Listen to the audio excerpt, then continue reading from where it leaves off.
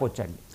Right. మూడవ ప్రపంచ యుద్ధానికి మొదటి బీజం గురించి ఇప్పటివరకు మీరు చెప్పారు. మరి రెండవ బీజం ఏంటి? 3.5 ఏళ్లుగా జరుగుతోన్న రష్యా ఉక్రెయిన్ యుద్ధం మూడవ ప్రపంచ యుద్ధానికి రెండవ బీజమా? ఎస్ అండి. ఇప్పుడు రష్యా ఉక్రెయిన్ యుద్ధం 2022 ఫిబ్రవరిలో మొదలైంది. ఇప్పుడు 3 సంవత్సరాల 7 నెలలుగా కొనసాగుతుంది. It is still incessant, it has been continue. ఎవ్వరు ఆపినా ఆపలేని పరిస్థితి. ఇక్కడ ఒక్క విషయం గుర్తుపెట్టుకోవాలి. యాక్చువల్గా ఈ యుద్ధం ఎవరి మధ్య జరుగుతుంది అంటేనే మూడో ప్రపంచ యుద్ధం మనకు గుర్తుకు వస్తుందండి. ఎందుకంటే యుద్ధం యాక్చువల్గా జరిగేది రష్యా ఉక్రెయిన్ మధ్యలో కాదండి. ఉక్రెయిన్ వెనకాలన్న నాటో 32 దేశాలు, ఎంటైర్ యూరోపియన్ కాంటినెంట్, యూరోప్ ఖండం, అమెరికా ఒక పక్షాన ఉంటే, ఉక్రెయిన్ వెనకాల ఉంటే, ఇటుపక్కన రష్యా అనేది ప్రత్యక్షంగా మనకు కనిపించవచ్చు, కానీ నార్త్ కొరియా సైనికులు అక్కడ ఉన్నారు. దాని వెనకాల చైనా సపోర్ట్ చేస్తుంది, చైనా పెట్టుబడి పెడుతుంది. గుర్తుపెట్టుకోవాలి ఈ విషయాన్ని. అంటే రష్యా, చైనా, ఉత్తర కొరియా ఒక పక్షాన ఉంటే, అక్కడ నాటో దేశాలు 32 దేశాలు, ఉత్తర అమెరికా, యూరోప్ ఖండం, ఉక్రెయిన్ వెనకాల ఉంది. యాక్చువల్గా యుద్ధం చేసేదే ఆల్రెడీ అది థర్డ్ వరల్డ్ వార్ కాదని ఎవరైనా అంటారండి. దీనికి ఇంకొక కూడా చెప్తాను. I would like to substantiate this issue అండి. నేను చెప్పింది మీకు ఇంకా బాగా అర్థమయ్యేది ఏంటంటే, ఇప్పుడు ఉక్రెయిన్ రష్యా యుద్ధం అనేది రెండవ ప్రపంచ యుద్ధం 1945 ముగిసిన తర్వాత యూరోప్లో వచ్చిన అతిపెద్ద యుద్ధం. గుర్తుపెట్టుకోవాలి. మొట్టమొదటి ప్రపంచ యుద్ధం అంటే యూరోప్లో వచ్చిందే. యూరోప్లో ఒకరికొకరు కొట్టుకునే యుద్ధమే మొదటి ప్రపంచ యుద్ధం. తర్వాత రెండవ ప్రపంచ యుద్ధం అంటే ఈ హిట్లరు, ముసోలినీలు యూరోప్లో కొట్టుకున్న యుద్ధమే ప్రపంచ యుద్ధం అయిందండి. మళ్ళీ మూడవ ప్రపంచ యుద్ధం కూడా యూరోపే బేజం వేసింది. ఇప్పుడు రష్యా అనేది అత్యధిక one of the biggest military power on the earth. According to SIPRI ఇది సెకండ్ ర్యాంక్లో ఉంటుంది. న్యూక్లియర్ 6000 న్యూక్లియర్ వెపన్స్ ఉంటుంది. దాన్ని ఎవడో ఏం చేయలేడు అనమాట. నాశనం చేయడం కూడా కుదరదు. అటుపక్క నాటోని ఎవడో ఓడించలేడు. 2 ఇన్విన్సిబుల్ పవర్, న్యూక్లియర్ 6000 న్యూక్లియర్ బాంబులు ఉన్నవాళ్ళు ఒకరికొకరు యుద్ధం చేస్తున్నారు.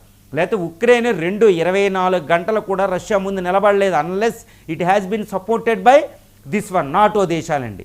గుర్తుపెట్టుకోవాలి. కాబట్టి యాక్చువల్గా యూరోప్ ఖండంలో ఏదైనా జరిగితే మొదటి ప్రపంచ యుద్ధం, రెండవ ప్రపంచ యుద్ధంలో మనకు చూసుకోవాలి. మొదటి ప్రపంచ యుద్ధం ఆస్ట్రియా కింగ్ ఫెర్డినాండ్ చంపేస్తే వచ్చేసింది వెంటనే. దారుణమైన యుద్ధం కొనసాగింది. సుమారు 5-6 కోట్ల మంది చనిపోవడం జరిగింది మొదటి ప్రపంచ యుద్ధంలో, డైరెక్ట్లీ ఇండైరెక్ట్లీ. తర్వాత రెండవ ప్రపంచ యుద్ధం 1939లో మొదలైతే హిట్లర్ పోలాండ్ మీద అటాక్ చేస్తే వెంటనే మొదలైంది. ఇటు రష్యా, స్టాలిన్గ్రాడ్, ఇవన్నీ, నార్మండీ, ఇవన్నీ మనం చూస్తామండి. సుమారు 10-15 కోట్ల మంది ప్రత్యక్షంగా పరోక్షంగా, అంటే ఆ యుద్ధం అయిన 10 సంవత్సరాల లోపు చనిపోయిన వాళ్ళు 10 కోట్ల మంది పైన ఉంటారు. ఎన్నో $100 బిలియన్ అక్కడ లాస్ అయ్యింది మనం చూస్తాం. యూరోప్ పతనం అనేది అక్కడ మొదలైంది. ఇప్పుడు 85 సంవత్సరాల తర్వాత ప్రశాంతమైన యూరోప్ కాంటినెంట్లో ఈరోజు యుద్ధం వచ్చింది, రష్యా ఉక్రెయిన్ యుద్ధం. ఇది చాలా పెద్ద బీజం అవబోతుంది. ఈ యుద్ధం అనేది ఆగే ప్రసక్తి లేదు.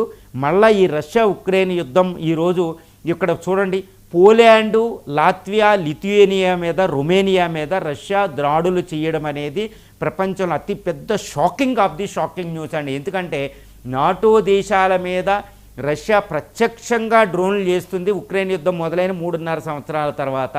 అంటే ఏంటి, ఇప్పుడు నాటో దేశాల కూటమిలో ఉన్న అగ్రిమెంట్లో ఉన్న ఈ ఆర్టికల్ 4 అనేది మనకి ఇన్వోక్ చేయడం జరిగింది. ఆర్టికల్ 4 అంటే కలిసికట్టుగా ఎవరైనా అటాక్ చేస్తే వాడి మీద దాడి చేయడం. ఇప్పుడు రష్యా మీద ఈ రాత్రికే యుద్ధం ప్రకటించే దశలో ఇక్కడ ఉక్రెయిన్, ఇప్పుడు నాటో దేశాలు ఉన్నాయి. ఎందుకంటే రొమేనియా మీద, పోలాండ్ మీద, లాత్వియా మీద, అదేవిధంగా జాపాడ్ 25 అని ఒక యుద్ధ విన్యాసాలు అక్కడ రష్యా చేస్తుంది. ఇది చైనాలు, ఈ ఉత్తర కొరియా, బెలారస్లు ఇవన్నీ ఇన్వాల్వ్ అయి ఉన్నాయి అక్కడ ప్రత్యక్షంగా పరోక్షంగా. కాబట్టి ఈ జాపాడ్ 225 యుద్ధ విన్యాసాలకు ఆపోజిట్గా ఈస్టర్న్ సెంట్రీ అన్న నాటో దేశాలు మోహరింపులు చేస్తున్నాయి.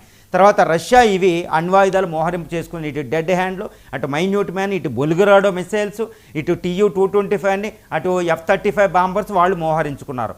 సో యూరోప్లో ఏదైనా మొదలవుతే, ఒక జ్వాల మొదలవుతే అది యుద్ధం సర్వనాశనానికి దారితీసిన తర్వాత అది చల్లారింది. గుర్తుపెట్టుకోవాలి. బ్రిటన్, ఫ్రాన్స్ల మధ్య 7 సంవత్సరాల యుద్ధం జరిగింది.